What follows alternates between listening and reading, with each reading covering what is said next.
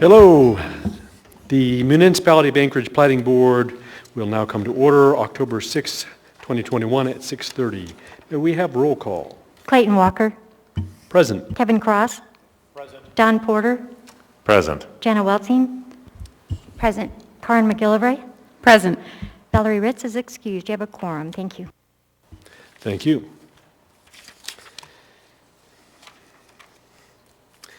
Due to concerns over large gatherings amid the COVID-19 outbreak, community members are encouraged to provide testimony via email or by telephone. However, in-person attendance is now permitted. The Platting Board encourages anyone wishing to provide public testimony via telephone to email planning phone testimony at anchoragealaska.gov by 2 p.m. on the day of the meeting. Please provide your name, phone number, agenda item number, and title for the matter you wish to provide testimony. The subject line should read phone testimony. The Secretary will phone you at the number you provide. You will have 3 minutes to provide testimony on each item that you wish to speak on. Group representatives are given 5 minutes. Please do not submit case comments to this email address. All documents listed on this night's agenda are available online at muni.org/watchnow. For auxiliary aid, services, or special modifications to participate, please contact the meeting secretary to request reasonable accommodations at 343-7576 or fax 343-7927. We'll now turn to approvals.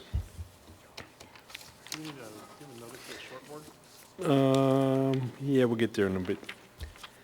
So, for action summaries, we have an action summary from Wednesday, 1st, 2021. May the minutes reflect that that has been... Oh, you'd like to have an action on that? Fine. May I have a motion to approve the action summary? Kevin has moved and Jenna Weltzing has seconded. Any opposition to the approval of the action item? Seeing and hearing no opposition, the motion passes.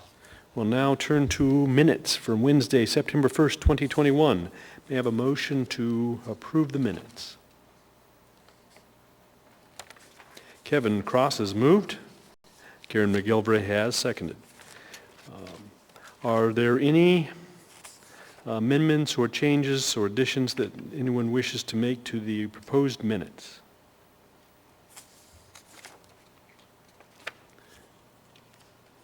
Hearing and seeing no requests for any changes or additions, do I hear any opposition to approving the minutes as drafted? Hearing none, the motion passes. We'll now turn to special order of business. Do we have any disclosures this evening?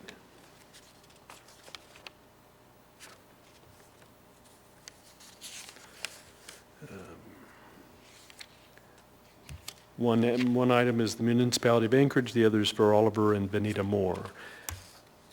I don't see or hear anybody needing to make any disclosures, so we'll now go to the consent agenda. Item D, we have a case S12617 requesting a time extension. May I have a motion to approve the consent agenda?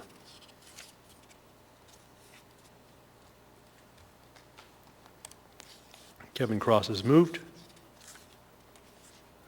Jenna Weltzing has seconded the motion. There is only one item on the consent agenda, but is there anyone requesting it to be removed from the consent agenda? Seeing and hearing none, is there any opposition to approving the consent agenda? Let the record reflect the consent agenda was approved unanimously. The Platting Board meets each month on the first and third Wednesday, except for holidays, as regular meetings. If the Platting Board fails to complete its agenda for a regular meeting, the Board will carry the remainder of the agenda over to the following meeting. The procedure by which the public may speak to the Platting Board at its meeting is, after staff's presentation is complete on a public item, the chair will ask for public testimony on the issue. People who wish to testify will follow the time limits that are established in the Commission Rules of Procedure. Petitioners or their representatives are given 10 minutes, and they may reserve part of their time for rebuttal. Representatives of groups and city councils, community councils, PTAs get 5 minutes. Individuals have 3. When your testimony is complete, the board may ask you some additional questions. You may only testify once on an issue unless the board questions you further. Any individual may have appeal rights relating to any action this board takes. Appeal of this decision or any of the conditions is governed by Anchorage Municipal Code 21.11.304. The decision of the board at the scheduled public hearing becomes final 7 days after the decision is made on the record, unless a written request is submitted to the Platting Board, a Platting Division, prior to the expiration of the 7th day to prepare a written decision based upon the record made at the hearing, and the request is accompanied by a written notice of intent to appeal. Adoption of the written decision by the Platting Board becomes the final appealable decision, and within 20 days of the final appealable decision, an interested party must file with the municipal clerk either a motion alleging new evidence or changed circumstances under AMC 2111-503 or an appeal of the board's final appealable decision under 2130.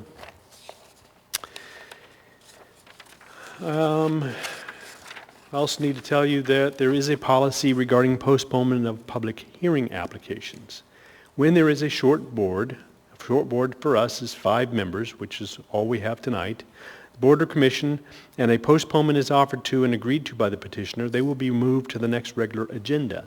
This should occur within 30 days, which does not require renoticing of the case, no new public hearing notices, or any advertising. If the petitioner is willing to postpone but unable to attend the next available meeting date within 30 days, the petitioner has a one-time only option to choose the next date certain he or she can attend at no extra fee.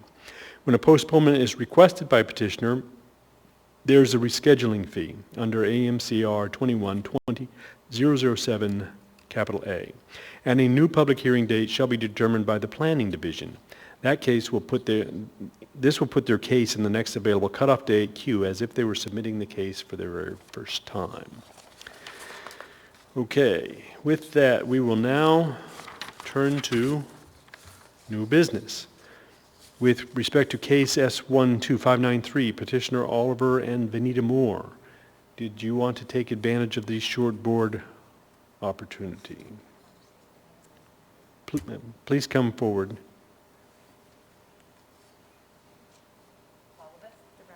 Just the representative, whoever's going to tell us whether they want to proceed tonight or take advantage of the short board rules.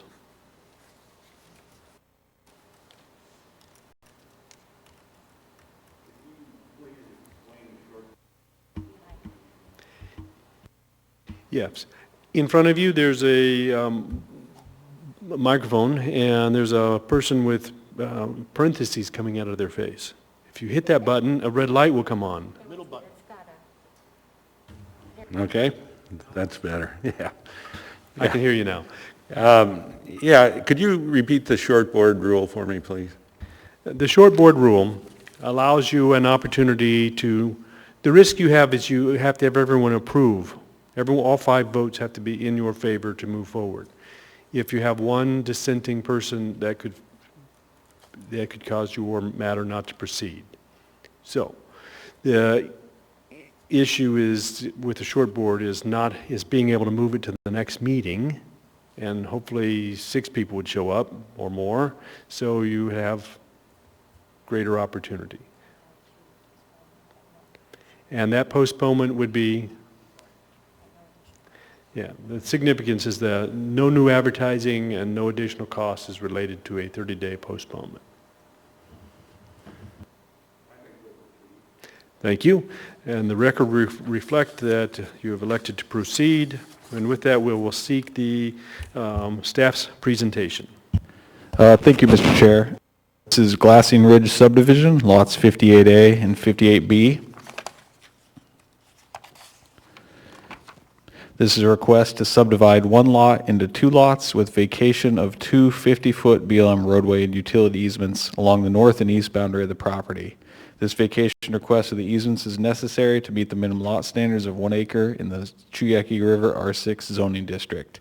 An existing single-family structure is located on proposed lot 58B, And the petitioner, it should be noted that they withdrew their original request to vacate the existing 33-foot section line easement on the east boundary of the property.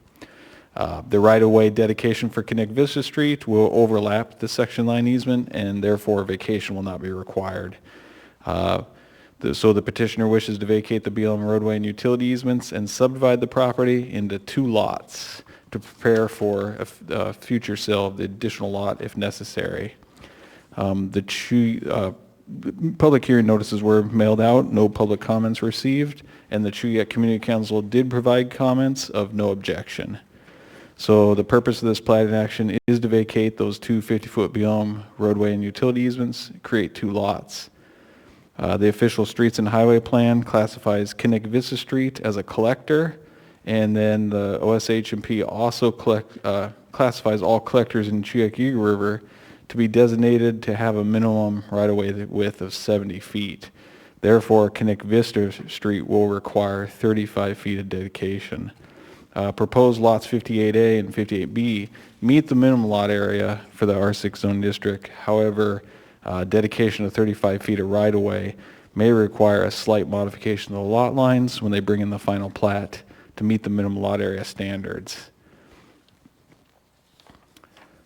In the matter of the vacation request, so they're petitioning to vacate those 2 50-foot roadway easements. So standard 1, staff finds that standard has been met. The surrounding lots and all proposed lots all have access from either Connect Vista Street, Birch Creek Drive, and Torkelson Circle. The easement is surplus to the current and future needs of the public, and the traffic department states in their comments that they have no objection to the vacation. Staff finds criteria 2 has been met. This easement is not part of the official streets and highways plan, and the eastern boundary easement will be required to dedicate 35 feet of right-of-way. Standard 3 has been met. The BLM roadway and utility easements are in excess of municipal need because it is surrounded by property that is accessed from other rights-of-way. In addition, the easement is not needed for any existing or planned public streets or infrastructure, which has been confirmed by the reviewing agencies. Staff finds condition 4 has been met. The northern section of the BLM roadway and utility easement was never constructed and does not facilitate connectivity to the abutting streets. Dedication of right-of-way for Connect Vista Street meets the requirements for municipal standards, and therefore the eastern section is access to municipal need. Staff finds condition 5 has been met. This vacation will not have any impact on traffic circulation. In fact, the area will be adequately served by the dedication of right-of-way for Connect Vista, and the existing street network provides adequate access to all existing lots. Staff finds condition standard 6 has been met. It will not result in realignment of any existing right-of-way, and it doesn't impact the existing traffic circulation. Dedication of 35 feet of right-of-way for Connect Vista Street meets the standards and will enhance any future traffic circulation and provide for future traffic movement within the same beginning and ending points as the original right-of-way. So agencies have expressed no objection to the request, and the utility companies will have the opportunity to review the proposed plat and request easements. Therefore, staff believes that the 2 50-foot BLM roadway and utility easements are in excess of municipal need and recommends approval of this vacation subject to the conditions. So that's condition A found on page 8 of the staff packet. And staff also recommends approval of the plat for 24 months subject to conditions 1 through 5 found on page 8 and 9 of the staff packet. And I'm happy to answer any questions. Thank you. Does the board have any questions for staff at this time?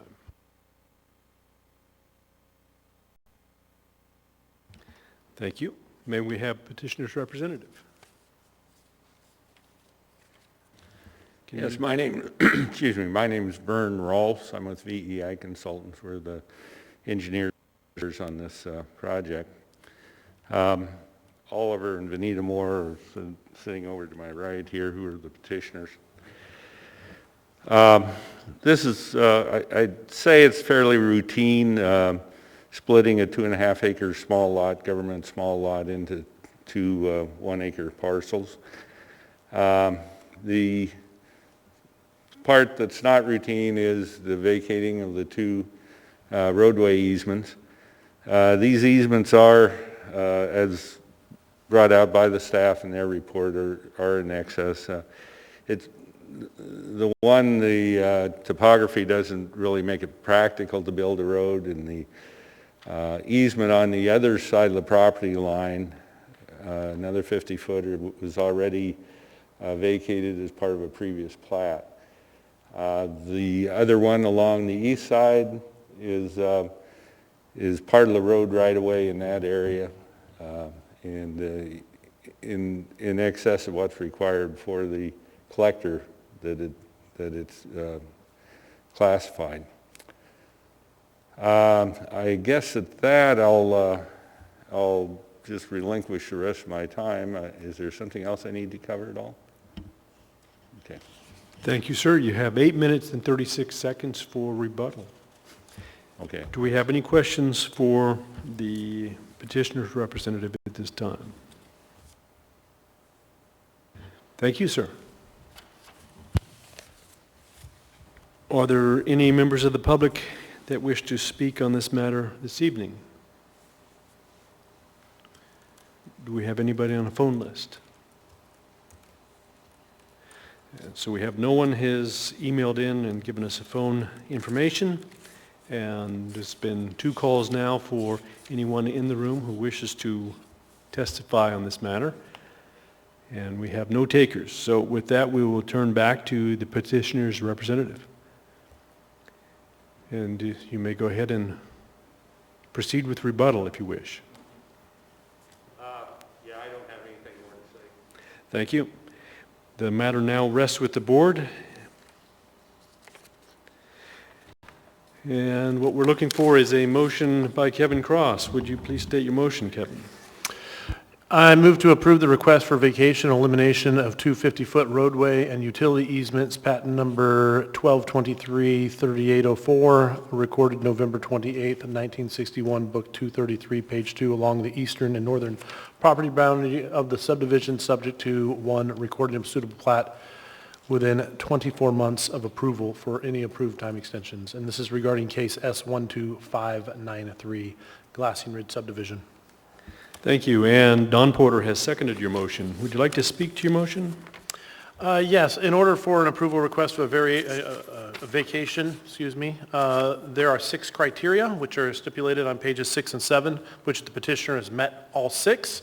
Additionally, I think it's important to note that through the staff at the top of page 8, that the municipality has identified that this easement is in excess of municipal need, and they actually recommend the approval of the vacation. And any time that there is an excess of municipal need, I'm a big fan of giving the rights back to the property owner. Thank you. Do we have any other findings the board would like to offer at this time? I don't see my little Jana Weltzine. I would also just add that there was no negative public testimony. All the reviewing agencies seemed to be in support of this request, and the community council did not object, and in fact, they seemed supportive of this request. Thank you. I'd also make the finding that, as shown on figure 33, that there's a natural barrier that prohibits putting a road across this area, and it's also a natural barrier for pedestrians, and would not otherwise be developed. So this property has a unique feature on it that requires this vacation as requested, and I will be voting in favor. Is there any other findings? Seeing and hearing none, I'll call the vote.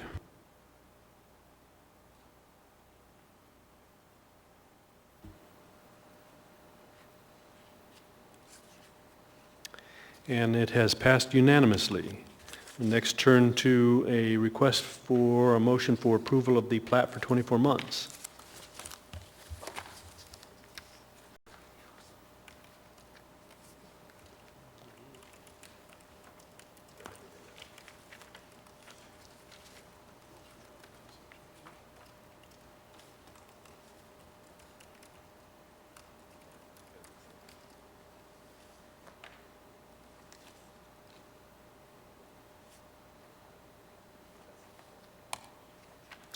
Kevin Cross, would you like to state your motion?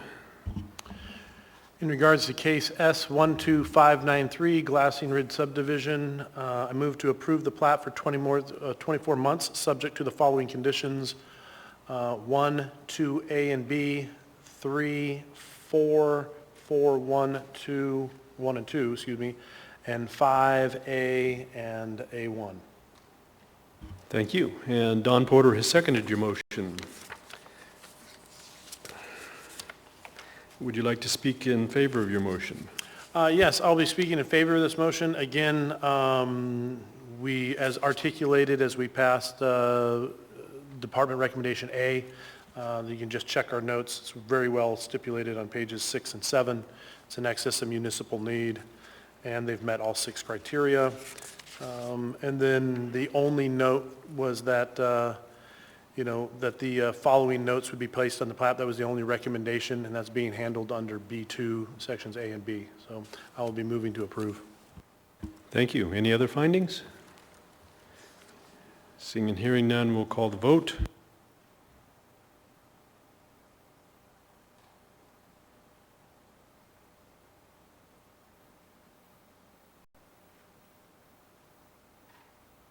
And the motion has passed unanimously. Thank you. We'll now turn our attention to case 2021-0112, Municipality of Anchorage. May we have staff's presentation?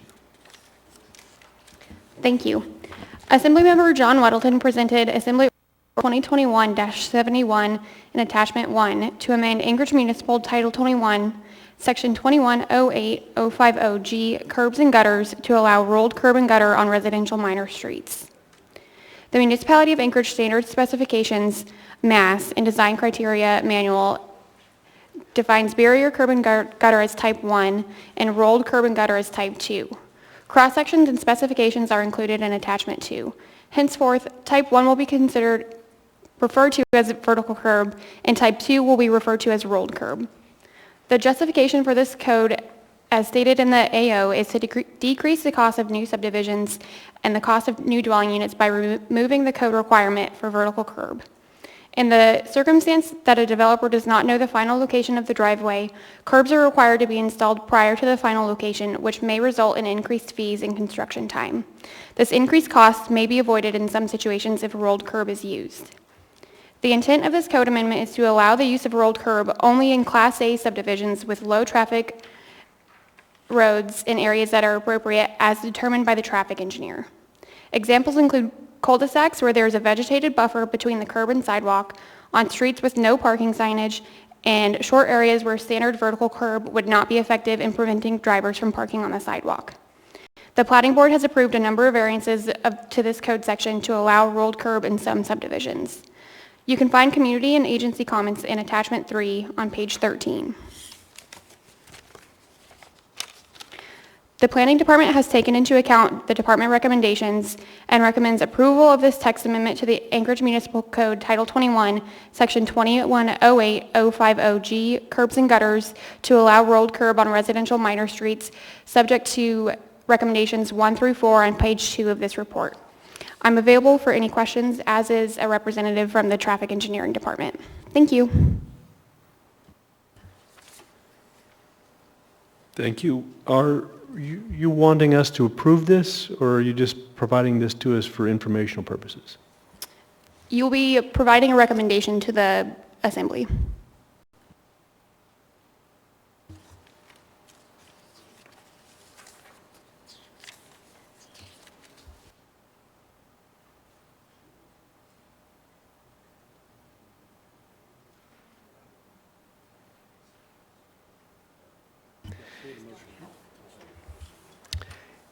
So I guess we'll now open it up to public presentation. Do we have any members of the public who wish to be heard on this matter? Do we have anybody who put themselves on the call-in list? So there's no one here to speak on the matter, and no one is calling in, so we'll close the public portion of the hearing. Did you want to make any rebuttal? I have a question for staff. Great. We have a, go Well, ahead. I just want to hear from Randy over in traffic Oops. Okay, I just want him to kind of walk us through his memo and kind of give us his thoughts on this proposal.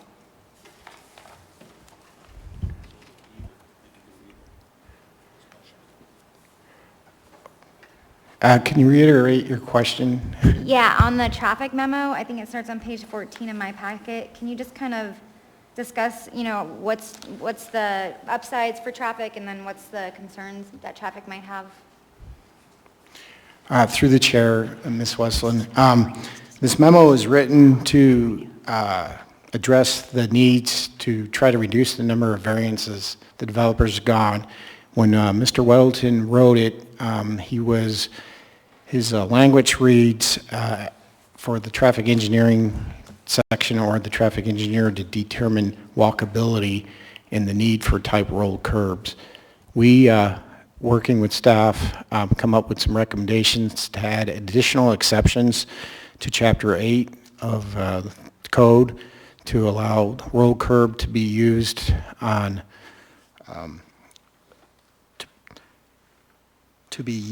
minor streets, which really is a traffic volume of less than 500 as defined by code, which most of the new subdivisions are coming in, and if no sidewalks are required. Chapter 7 of the code and Chapter 8 both introduce walkability requirements where sidewalks need to be added. Traffic's concern would be if sidewalks were required as part of the subdivision. We would like to have barrier curb, but understand that you could develop a subdivision with detached sidewalks to also allow rolled curbs. So traffic engineering is recommending 2 additional exceptions to the existing code to allow for rolled curb to be used in these smaller subdivision developments as they come through to reduce the needs for variance that is normally being approved by either your board or the planning and zoning commissions. And just because, I think I probably missed it, but to staff, is the traffic recommendations of those 2 exceptions, is that included in this proposal? Yes, ma'am, it is. It's recommendation 4 on page 2, item A and B. Great, thank you. Thank you, Randy.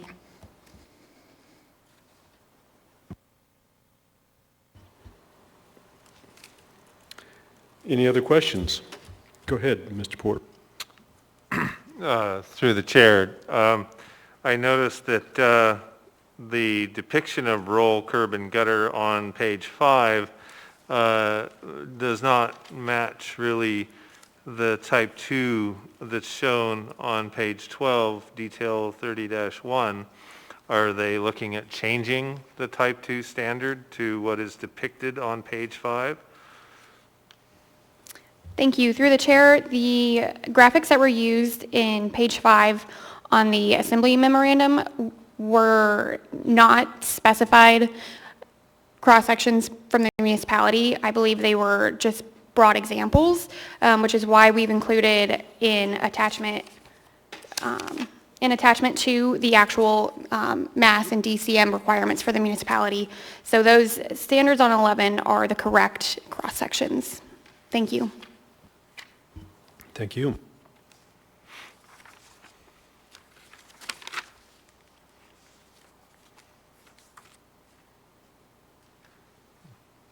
Thank you.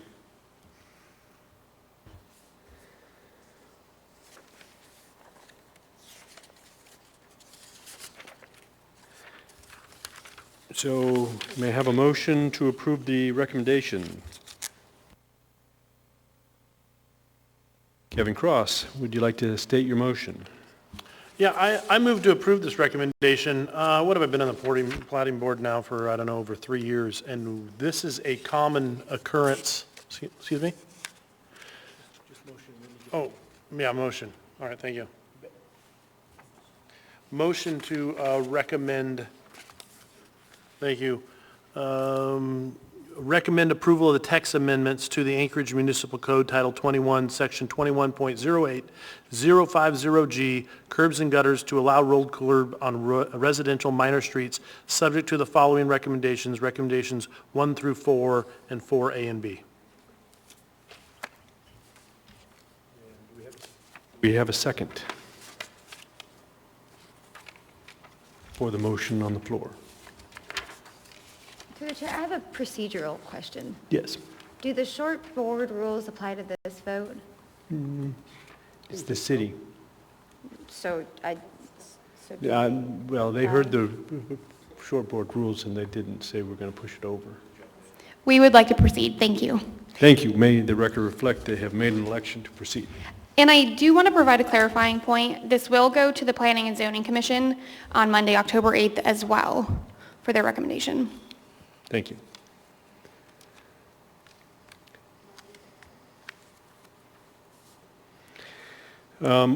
And do we have a second on the motion on the floor?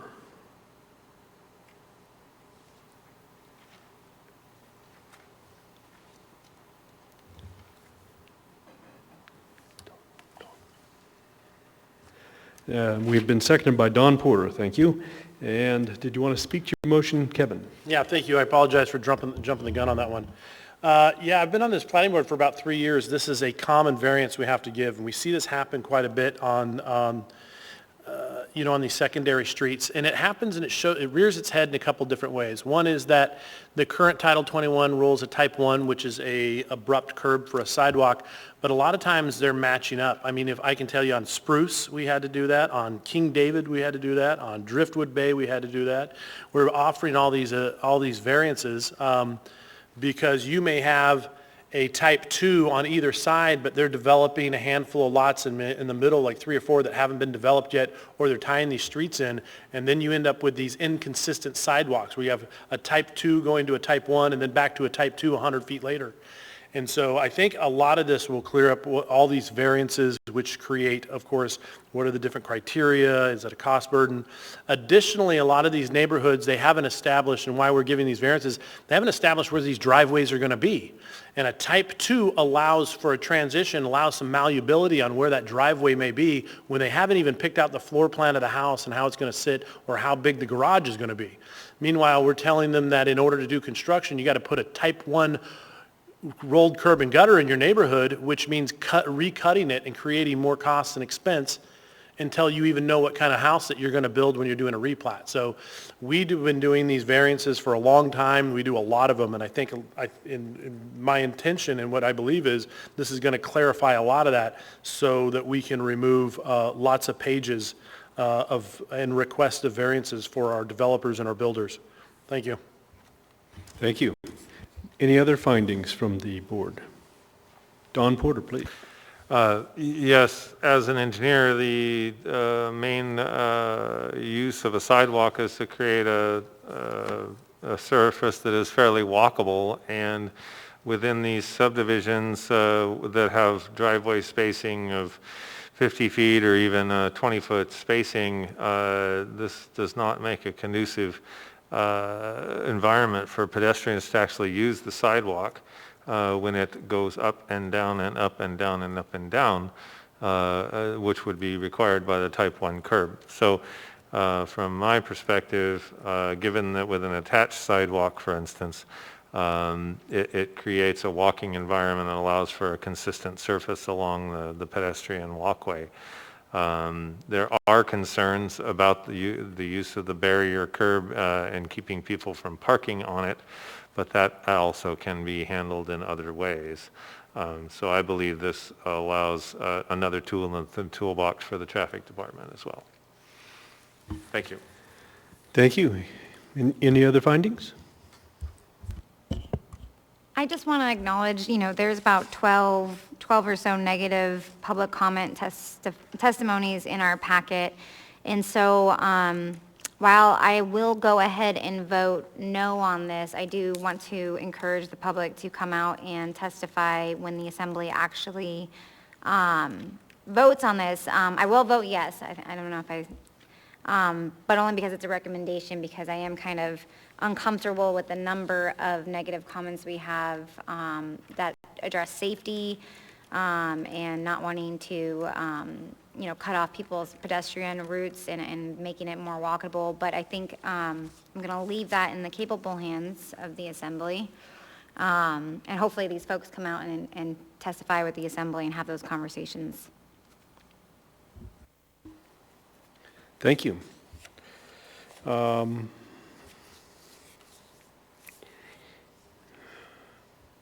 Any additional findings?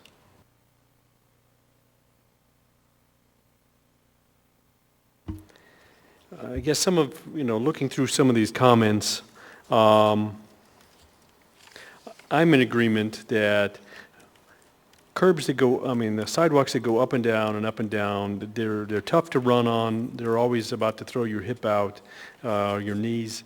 And I find it a lot better when the surface is consistent. And I have a preference, especially in smaller neighborhoods, to have a flat surface rather than having it go up and down. I would specifically try and avoid those neighborhoods that have up and down. I remember back when the rolled curbs first seemed to have come out in the design, and that was the new thing as we moved away from the square curbs. And everyone wanted to have that in their neighborhood, and now to have it going back, it seems crazy to me. And I'm in favor of having the flexibility in the planning department to allow to make neighborhoods to be consistent with the houses and places around them, so those that do have square curbs, that we can maintain square curbs, and those that do have the rounded curbs can be seamlessly integrated. And so I would be voting in favor of it. With that, I'll go ahead and call the vote.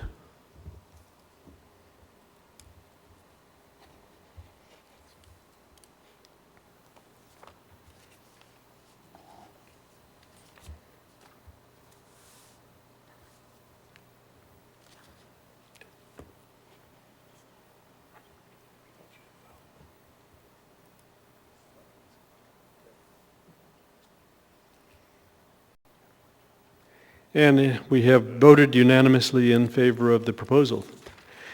With that, we will now conclude and adjourn at 7:12.